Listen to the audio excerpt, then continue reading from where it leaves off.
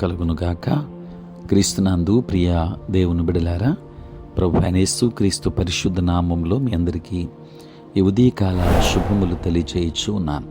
ఈ దినమంతయు మీకు మీ కుటుంబానికి దీవెనకరముగాను ఆశీర్వాదకరముగాను దేవుడు అనుగ్రహించాలని మీ కొరకై ప్రార్థిస్తూ ఉన్నాను.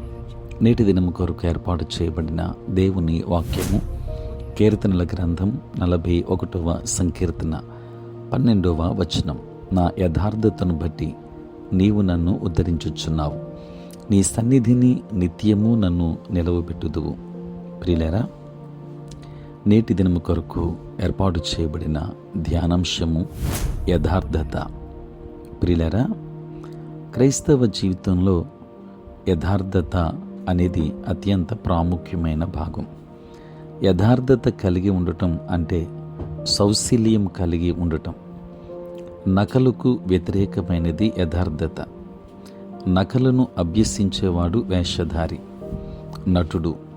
యథార్థత అంటే ఒకే మనస్సు, ఒకే హృదయం కలిగి ఒకే యజమానుని సేవించడం.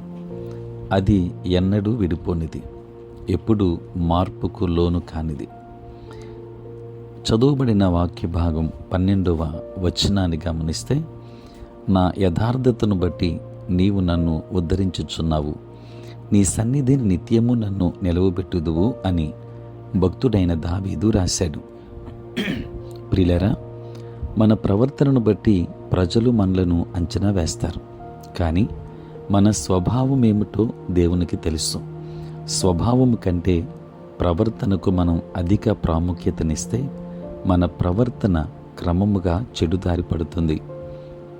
ప్రవర్తన, గౌరవం అనేవి పరస్పరం సన్నిహితంగా ఉంటాయి, కానీ దానిని బట్టి మంచి స్వభావాన్ని రూఢిపరుచుకోలేం. ఉదాహరణకు, పరిసయ్యులు అంటే ఎంతో గౌరవం ఉంది, కానీ వారి స్వభావం చెడ్డది. దేవుడు మనలను చూస్తున్నాడు, ఆయన మన గురించి అంతా తెలుసు. నీ జీవితంలో నాకు మొదటి స్థానం ఇవ్వు అని ఆయన చెబుతున్నాడు. ప్రియులరా, దేవుడు మనలను చూడటం మాత్రమే కాక మనం కూడా ఆయనను చూస్తున్నాం. నీ సన్నిధిని నిత్యము నన్ను నిలవబెట్టుదువు అని 12వ వచనంలో మనం చదువుకున్నాం. ప్రియులరా, మనలో యథార్థతను కలిగించేది ఇదే.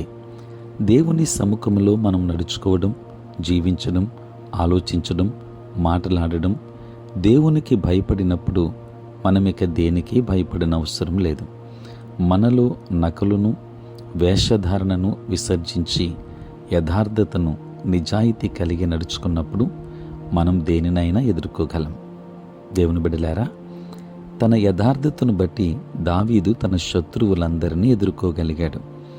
నీ నామమునకు భయపడినట్లు నాకు ఏకదృష్టి కలుగు చేయము అని అతడు ప్రార్థించాడు. 84వ సంకీర్తన 86వ సంకీర్తన 11వ వచనంలో చూస్తాం.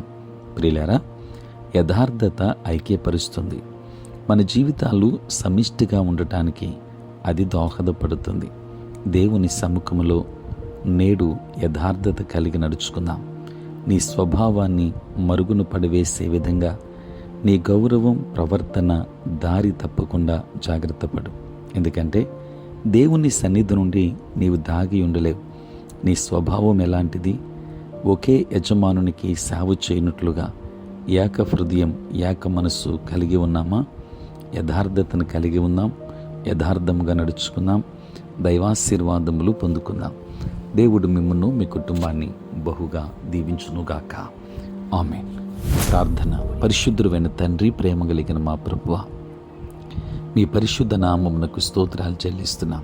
నాయన, రాత్రంతయు కాపాడారు ప్రభువా. ఉదయం లేచి మిమ్మల్ని స్తుతించే భాగ్యం ఇచ్చారు, నీ స్తోత్రాలు. ఈ దినమంతా కూడా మీ సన్నిధి మాతో ఉంచండి, మీ ప్రసన్నత మాకు దయచేయండి. నేటి మా పనులలో, ప్రయాణములలో, పరిచర్యలో మీరే తోడుగా ఉండండి.